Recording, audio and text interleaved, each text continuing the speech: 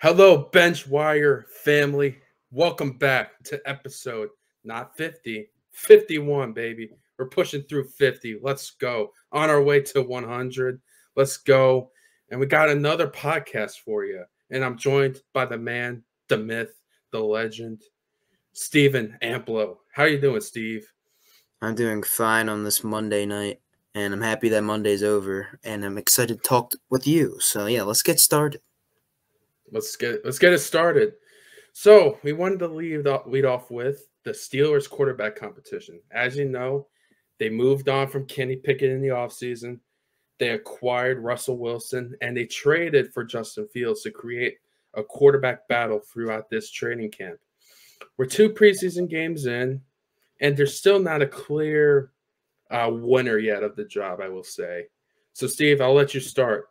Who do you think's going to win the job in Pittsburgh? Is it going to be Mr. Danger Wish, Russell Wilson, or is it going to be that electrifying runner, Justin Fields?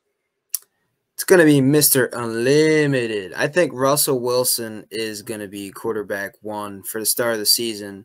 I think Russell Wilson, you signed him this offseason for that reason, to be quarterback one. And last year, you were able to win some games and be above 500 with Kenny Pickett. And Russell Wilson, he knows how to win. He had a pretty good season last year, even though the Broncos didn't have a great overall season last year. But individual-wise, I believe Russell Wilson had a pretty darn good season last year. He put up the stats. I believe it was over 20-plus touchdowns. I think he had close or 4,000 or more passing yards as well. And yes, he had Cortland Sutton. Yes, he had Jerry Jeudy, but the Broncos weren't that good last year. They were not good at all, and he was able to find ways to make, game-winning plays last year. And the Broncos weren't awful. They were awful last year, but they weren't awful because of Russell Wilson, okay? I think Russell Wilson, he's a winner in this league. You put him around the right system, and you put him with Mike Tomlin. That's a winning DNA right there. Yes, the preseason game, they only put up 3 points. Whoop-de-doo. It was with an offensive line that they got a lot of rookies in there, okay? So they're all learning how to play. And Justin Fields, he got traded for a reason.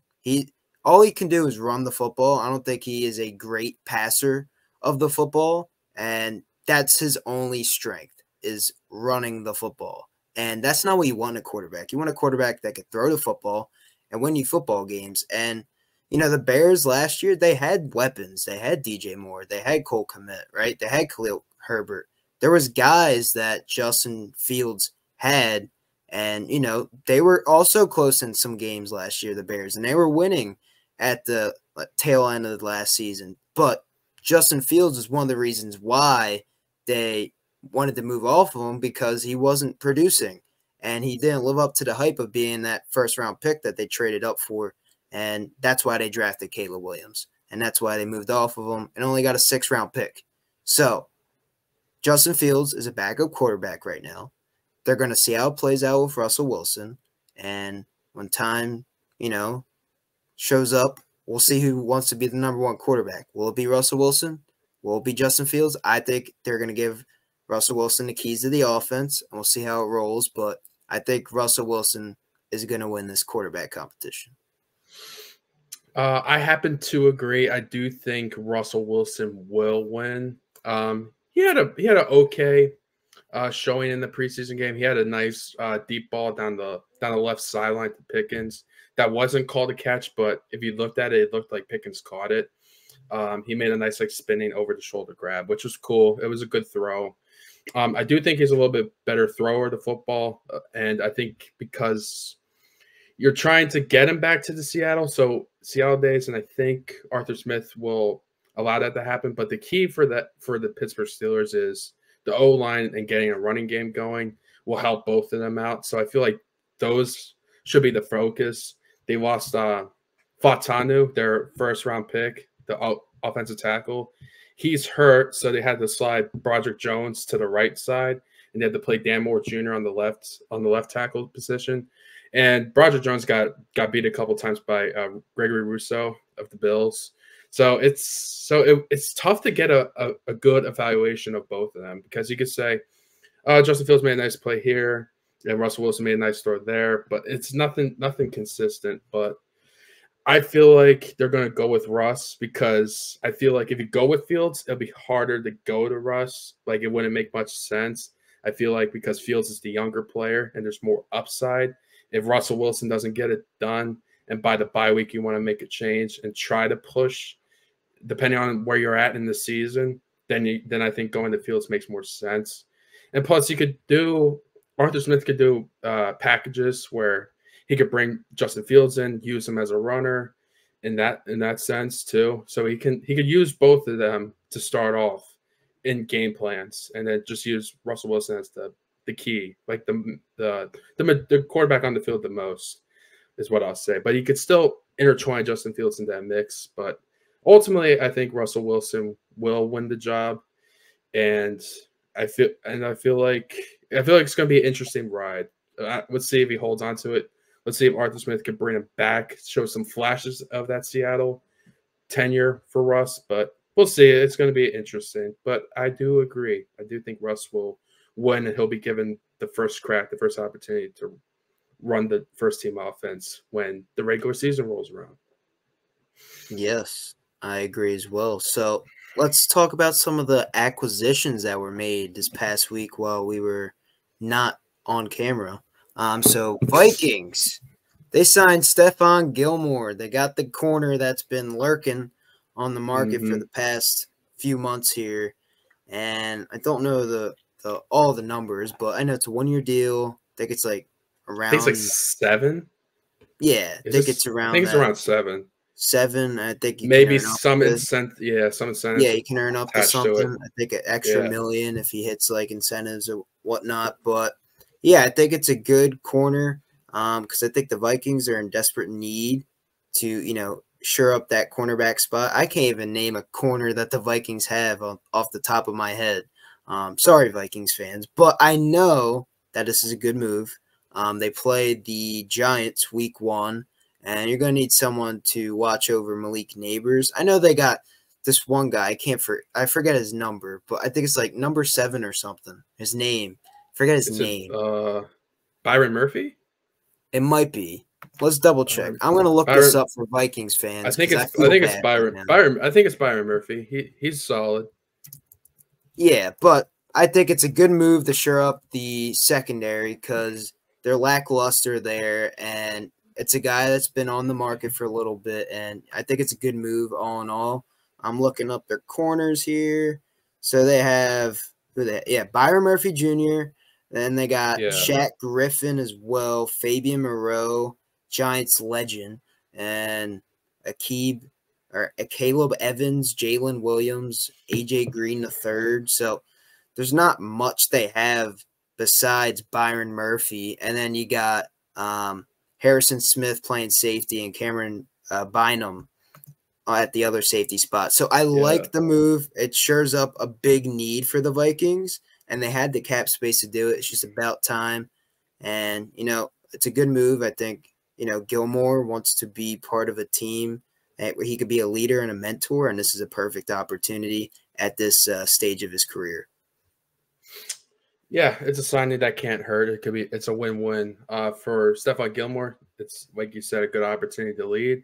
He'll be a veteran presence in a relatively young cornerback room, and he has been very successful corner, one of the best over the past 5 years. So having him around and having the other corners pick his brain is a good thing. It's good to point them in the right direction, how to be pros in that case. And yeah, the Vikings just have been having an unfortunate training camp with injuries. They've just been riddled with injuries. They lose McCarthy, and they lost another defensive back too, I think, to injury. And I think I forget who was the guy that passed away, but I think he was in the secondary too. I forget his name. Yeah, so they're banged up and they had to make a move. So from a team standpoint, you got to fetch your corner. Is he on his way out of the league? Yeah, he's not in his prime like it was with New England. But it's a good move. He's still got a little bit of juice in him, and is a move you can't hurt because that NFC North is going to be pretty tough when you have the Lions and the Packers all trying to win that division. So if you want to stay relevant, and you got the Bears on the come up too, who look good as well. So yeah, so they had to make the move. So it's a win-win for both sides.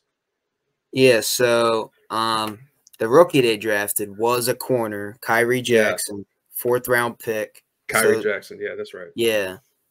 So they did have to shore up that position with Stephon Gilmore there. So that just adds another body to the locker room. And it's a guy that they needed. They desperately needed for sure. But yeah, it's a good overall move. Good overall move for the Vikings, and someone they need for week 1 coming up in a few weeks here. Next up, we'll talk about another move that went down. So the Falcons, they did 2 little moves this past week that we were off camera. They signed Justin Simmons, all-pro safety, and they traded for Matt Judon, edge rusher from the Patriots. I believe it's for a 4th round pick. I believe 4th or 3rd. Don't know off the top of my head. I can Google it. I think it was. I'm pretty sure it's a 3rd. Let's double check here, but overall instant reaction to those moves. It's a 3rd. I'm 90% sure it's a 3rd. Instant reaction to those moves. It was a 2025 3rd round pick. Good call. Yeah. Instant reaction. The Vikings are going all in. They're pushing all the chips in, and they want to win this. They want to win this division this year. They want to win the NFC South. I think it's very possible. You got a quarterback in Kirk Cousins coming off an Achilles, but you're surrounding him with a lot of talent, right? You got Bijan, you got Kyle Pitts, Drake London and company, and the defensive side of the ball, getting these 2 veteran guys that are established and can, make your team like have an immediate impact right away and turn around this team and win the division. I think the Falcons can easily win this division now with these 2 big acquisitions. I'm getting Raheem Morris in the offseason. I think he's going to be a solid coach for them. And all in all, it just depends on, if they can stay healthy. Kirk can, bounce back from that injury, and they can show up and win the big games. They haven't been able to do that the past few years. They've been having some quarterback trouble. Arthur Smith wasn't the guy. Inconsistencies with the offense last year, Bijan Robinson. So if they could put it all together, I think it's a good overall move for the Falcons, signing Justin Simmons, adding another leader in the locker room, and signing and trading for Matt Judon as well. I love the moves, and they're trying to push to win a division, and I think they really can. And it's just a matter of them staying healthy and overall competing and playing consistently every week. Yeah, where do I begin? I'll start with Judon first. Let's go back to the draft. You and I were like perplexed in the post-draft BenchWire we did. We're like, how did the Falcons not take the edge rusher? How did they not take a Dallas Turner there? But they got their edge rusher now. They traded for Matt Judon, and what a move it was. Not a high sack guy. He gets about like 8 sacks, I want to say, for his career. But it's a good signing because he can rush the quarterback when he is able to, but he could also drop in the coverage. So Raheem Morris could do a number of things with Judon, but it makes him versatile. And plus, you're getting him highly motivated. I saw something today where it says, are you trying to get your contract now? What's your plan? He's like, I'm not worried about the contract now. I want to go out there and I want to earn my contract. I love the mentality there. He's hungry. He wants to prove that he is an elite pass rusher, and he's still got a lot left in the tank, and he wants to earn, I want to say, one more final big contract before eventually his career is probably in the twilight, almost over at that point. So he's highly motivated. I love the signing. I think he'll ball out there within the Raheem Morris defense. And yeah, getting Justin Simmons too to pair alongside Jesse Bates, who is also an elite safety. Probably I've seen him like great as like the #1 safety, and I think it's up there. I think he's up there as one of the best safeties, and to get Justin Simmons on him is nasty. It's very good. And you got AJ Terrell on one cornerback spot, so the secondary is very legit and something you can't throw a lot of ducks like floaters out there. They're just their ball hawks are gonna they're going to run an interceptor, and they could do a lot of disguises. They could go too high, and they can rotate their coverages post snap to throw off the defenders and throw off the quarterback to make another post snap read on the fly. So Raheem Morris could do a lot of disguises now. He could drop Judon back in coverage. He can move the safeties around. He could move one down the box. He can move them both high. He could do a number of things post snap. So the defense is much improved from it was a couple months ago. So credit to the Falcons. And yeah, and like you point out with the offense, very respectable. They got respectable pieces now. So I don't know the offensive coordinator's name, but he's got to prove himself too. He's got to work. He's got to get those guys schemed open. He's got a good pieces to work with. Kirk Cousins is quarterbacking. He's no joke too. You got to give him his respect. Yeah, the Falcons are making a serious push to win the NFC South. But will they win it? You have to stay tuned for another episode when we go through our season predictions. That is true. So their OC is Zach Robinson, and he was on the coaching staff with the Rams the past 5 seasons. I figured they would bring someone over from that Rams staff, and it makes a lot of sense. You're both there, and from the Sean McVay tree, it has produced some head coaches, right? Wasn't Kevin O'Connell? Wasn't he part of the staff? Yep, he was the OC there. And I think he's a great head coach for the Vikings too. Yeah, I think he's solid for sure. So that's so there's a tree starting to form there. So we'll see if he learned anything from Mr. McVay. Yeah. So also Zach Robinson, he was the quarterback's passing game coordinator, and then that was his last role there. And then before that, he was the assistant quarterbacks coach. And then before that, he was the assistant wide receivers coach. So over time, he's gotten a bump in a role and has been solid. So let's see if he can put it all together and now be an OC for the Falcons. But yeah, I'll let you get into the next topic. I'll let you ask the questions here because this one's going to be fun. I'll just get your popcorn ready. I'll just defer to you. I'll defer to you since you have a lot of rooting interest and I don't. Okay. So Steve, this past what day was it? Saturday? It was Saturday. It was Saturday at 1 o'clock. This past Saturday, 1 o'clock our time on the East Coast, we had the Giants square off against the Houston Texans, who, granted, are legit team. They could make a serious push. I'm teasing that episode. Wait for that predictions episode. Wait for it. It's going to be a banger. Yeah, so they go down to Houston, and they play that legit Houston Texans team. And Daniel Jones, he makes his triumphant return to a football field. And we're like, every Giants fans like, yes, come on. We pay him $40 million. Do something great. But, man, did it come short. 2 interceptions. 2. One of them was probably one of the worst throws I ever seen. Should have been 3, but yeah, keep talking. One of them was like one of the worst throws I ever seen. He was getting sacked, and he tried to throw it to the check down, and it was not a good throw. It was right to the defender, a walk-in. And then the other one that I'm thinking of was like a deep pass. I forget who it was to. It might have been Slayton. Oh, it was Hyatt. You're right. And then Stanley made a nice play on it. A little bit underthrown ball there. So, yeah, 2 interceptions. Should have been 3, like you said.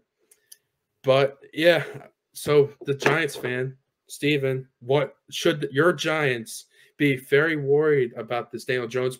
Is it a problem, or is it way too early to overreact? It's just the preseason, right? All right, so my emotions that day, I was a little worried. I was a little pissed off, but then I slept on it, right? And it's an overreaction for the moment. For the moment, it's an overreaction. We'll see come regular season time and all that. But for the moment, it's his first game back, torn ACL, right? He's going to be rusty. He has to shake off the rust. I get that. I get all of that. On the play that he threw the first pick 6 to Jalen Petrie, let's talk about it. So I saw what was happening, watched his read and all that good stuff. His first read wasn't there because he thought, and his first read was the guy he threw to, Jalen Petrie. So it was supposed to be Theo Johnson, new rookie tight end, Penn State, right? So he saw that. Theo Johnson was his first read on this play. Jalen Petrie was lurking, though, and Daniel Jones didn't want to throw it at first. So he pump faked, okay? That's what you're supposed to do. Pump fake. Don't throw that ball right away. Okay. And then a blocker, it was supposed to be a blocking tight end, Chris Manhertz, I think that's his name, missed his block, and there was a free rusher on the quarterback. So Daniel Jones had nowhere to throw it because that was his first read. So instead of, throwing in the dirt in front of Theo Johnson, Jalen Petrie, he just throws it directly to Jalen Petrie. So he was not trying to throw it there, but the pressure got into his face. He got too excited and went, have it. And so that was a pick six, all right? There you go. That was the first pick. The second pick, Mr. Derek but the first play of the game. Let's talk about the first play of the game that should have been the third pick. The first pick. I think I know what you're talking about. Yeah. So the first play of the game, Daniel Jones, shotgun, wants to throw to Malik Neighbors, right? First game, live action, Malik Neighbors. And Malik Neighbors is blanketed by Derek Stingley. What does he do? He still throws it there, and it's in and out of the hands of Derek Stingley. Like, Derek Stingley was all over him. He's like, we got to feed Malik Neighbors. Oh, he was trying to feed him all right. So that was almost a pick. And then later that drive, they went 3 and out. And then the drive that they came back, he threw that pick six to Jalen Petrie. And then next drive, Mr. Jalen Hyatt, a guy that, could put on the burners, he wanted to get him involved. I like taking shots down the field. I like doing all that because that's what you're supposed to do with this offense. Now you got the playmakers, the young guys, want to try and develop them. Okay, so Jalen Hyatt would have been open if Daniel Jones threw him open. He underthrew him. So if Daniel Jones would have put some more touch on that ball, it would have been potentially a touchdown. Jalen Hyatt has that game-breaking speed. But Derek Stingley, he saw that was a shit throw. And what does Derek Stingley do? He picks it off because that's the type of player that he is. He can undercut routes and, find ways to get the ball. He's a ball hawk. So some terrible decisions by Daniel Jones this past Sunday. It's his first game back. Okay, Giants fans, it's his first game back. Don't overreact. Social media is going to overreact because everyone shits on Daniel Jones. He's getting paid all this money. He's only the 15th highest paid quarterback. It's not like he's top 10, top 5 anymore. So $40 million isn't enough compared to like a Jordan Love who's getting overpaid $55 million. So everyone needs to calm down. I think it's a little bit of an overreaction. It's his first game back, first live action. So cut him some slack there. And it's his first game with Malik. All right. So he's just trying to get him involved. But other than those interceptions, there was some good throws. There was some good plays out of this Giants offense. Malik Neighbors looked like a stud, okay, when he caught the ball. There was one that he should have caught, but it was kind of hard because he had his arm buckled. I don't know if you saw that play, the play they tried to one hand. And then, but the one big catch, I know I'm yapping here, but the one big catch that Malik had, like, that's something we could look forward to as Giants fans. That is something we could look forward to. The toe drag swag on the sideline, jumping up and bringing down that ball. Like, the receivers that we have or we had before this past few years would not be able to bring in that catch. It was kind of an overthrow by Jones, but Malik is a specimen and a freak of nature that he was able to haul that pass in. And it was a pretty darn good pretty darn good catch by Malik Neighbors. And he finished the day with 4 catches for 54 yards. So it was something to see when Malik actually got the ball and Daniel Jones actually threw the ball to him. But yeah, it's kind of concerning. It's concerning, of course. First, preseason action for Daniel Jones. You see 2 interceptions. It's not what you want to see as a Giants fan. You want to see him perform. He's getting paid that money. But Also, you got to remember the Texans are supposed to be one of these top dogs in the AFC. So all in all, it's a little bit of an overreaction right now, but we'll give Daniel Jones a little bit of a leash here, right? I give him up to Thanksgiving. All right, that's my Daniel Jones leash. So if we suck by Thanksgiving, you've been giving him a leash for 6 years. Oh, I know, but this oh my god, this is the leash. Yes, for you saw that performance, and like, yeah, give him the Thanksgiving. Let's see if he still got it. Because I want to see him with the starting offensive line, and I would need to see them play all the game. Like, I need the players to be healthy to evaluate Daniel Jones. Because last year the offensive line was not healthy, right? Did they not play the O-line this game? Huh? They didn't play the starting O-line this game? They did, but also John Runyon was not in the starting lineup because he got a stinger in practice with the shoulder or something. So John Runyon, most of them were there. Most of them were there, yes. Most of them were there except the starting left guard. Okay. So, yes, I know we played the Texans and all that, but you need to see Daniel Jones perform against these teams. All in all, though, I need to see him play with an offensive line that could protect him. Other than that one pressure, that wasn't even the offensive line's fault. That was the tight end's fault, Chris Manhertz. Other than that, I believe we only allowed one pressure, with the starting unit, which is a good sight to see. And you can credit the Raiders O-line coach that came over from the Raiders, Carmen, whatever his name is. That's good. As a unit, and that's something we really haven't seen with the Giants offensive line in quite some time. So, all in all, it's a little bit of overreaction, but I'll give the floor to you. I talked a little too much. I loved how it was like, oh, Daniel Jones, he didn't play good, and then it turned into, oh, I love Malik Neighbors, man, what a player. And like, yeah. Our offensive line was pretty good, you know. So just deflecting the negativity, like, oh, the positivity. What our own line doesn't look like complete dog shit, and we have a good receiver finally. Oh, but okay, let me grill the quarterback now since. Yeah, all right, let's grill. It is not an overreaction. Okay, why it's not an overreaction? Everything in the preseason is Manila. Everything they're not pulling out their full playbook. What I mean by that is the Texans, right? D'Amico Ryans is not doing any of the crazy disguises like what I was talking about with what Raheem Morris might do, right?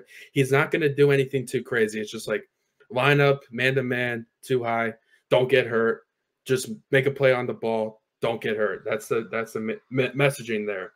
And Daniel Jones still managed to throw 2 interceptions there, and which tells me he's not reading the defense at all. Not that well at all, and not that great of a thrower downfield. Yeah, he had one play, I think it was in the second quarter. He threw a deep pass down the left sideline. Don't remember who that was. Slayton. He caught it, but if he threw it more ahead of him, it's a touchdown. Yep. So he's underthrowing the ball. So it tells me he doesn't have the arm.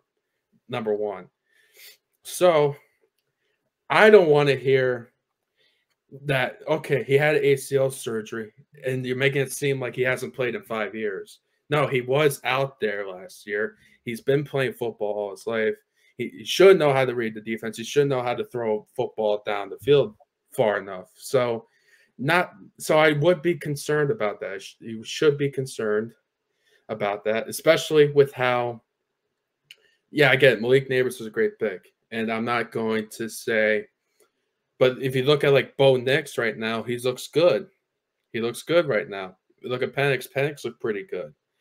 So if you're saying maybe we should have taken a quarterback there, maybe we shouldn't, we'll see. Time will tell if you should have taken a quarterback there or not. But yeah, the performance was not good. He's not reading the field that well, especially since you said they only gave one pressure with the starting unit.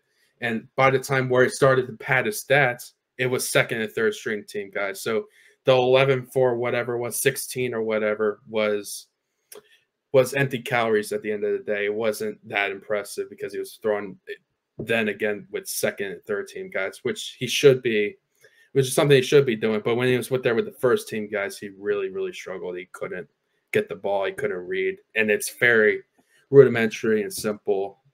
And yeah, he wasn't even reading it. And the best thing about it is like when Stanley picked the ball off, they panned the camera over to D'Amico and the defensive coordinator. They were just both like laughing. And they were just like, what the hell? Yeah. So they were just like, okay. How is that not a touchdown?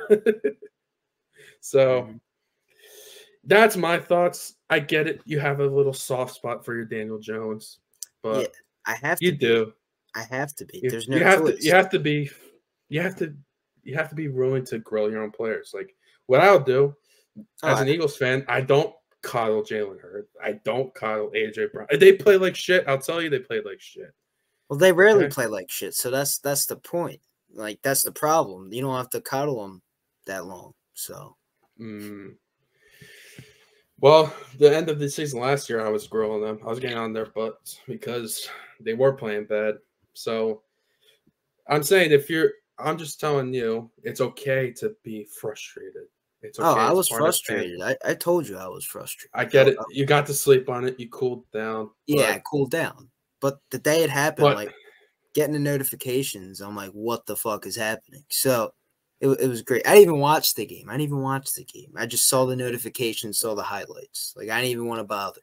I don't even think it was on TV anyway. So I didn't see any starting quarterbacks throw pick sixes.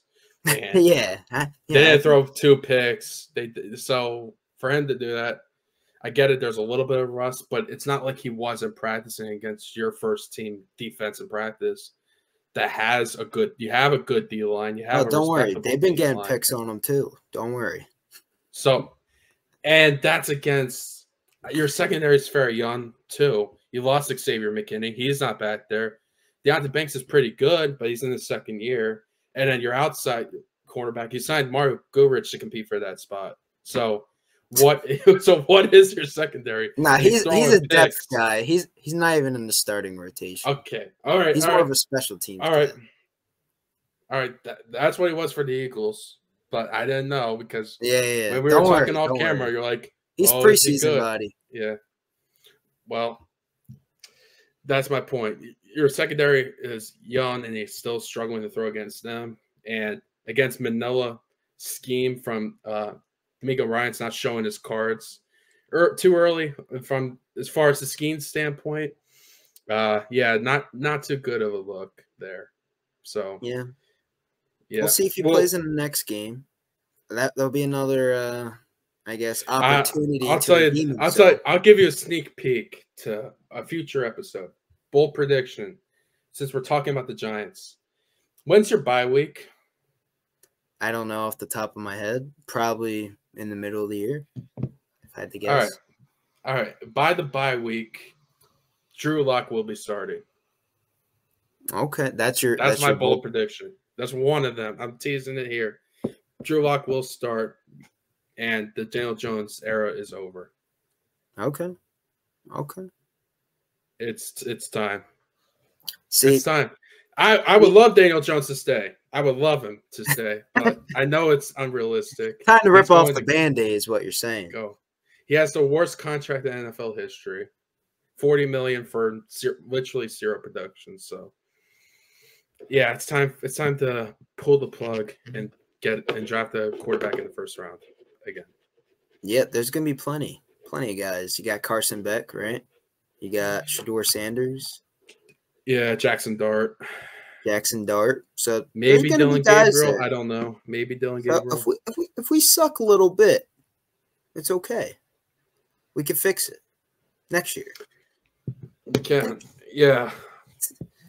Yeah, I think it's stuff to look forward to. If we have another you have to get through this year. Don't worry, we still have a whole season of football first. But don't worry, guys. Don't overreact. He's the franchise quarterback. He's the franchise quarterback. Wink, wink. But yeah, I think we can end off this episode after we talked about the Giants probably more than half the episode. But that's okay. It's okay. It's good content for all the viewers out there. It all is. the lovely viewers. So yeah, if you guys want to see more content, more podcasts, and maybe some other videos coming soon, who knows? Drop a like, subscribe to the channel if you're new. We would really appreciate it. Go follow our socials. We got a link tree down below. And yeah, any final words, Justin? Yeah. Thank you for tuning in. I hope you enjoyed this episode. Plenty more coming. We're so close to football season. So thank you for being on this ride with us. And yeah, stay with us. We got some more episodes coming out, so stay tuned. And make sure you are following our Instagram, our TikTok, subscribe here on YouTube, and checking out the Facebook because we're getting back to posting. We're getting reels up there. We're finding some fun things to post for you to really build up the hype for the season and what a season it will be.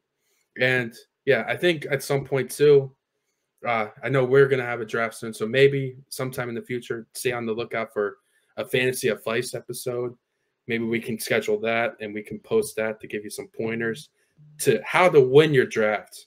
We want you to do well, and we'll give you advice on some sleepers, who to pick later in the rounds, and some can't miss prospects, can't miss players. So stay tuned to BenchWire. We got a lot coming up. Yeah, and don't make any 4-team trades. It doesn't really work out. But other than that, yeah, we all lost at the end of the day. It doesn't work out. Yeah. But other than that, hopefully you guys did enjoy this video. Do the good stuff you guys always do, and we'll catch you guys later. BenchWire out.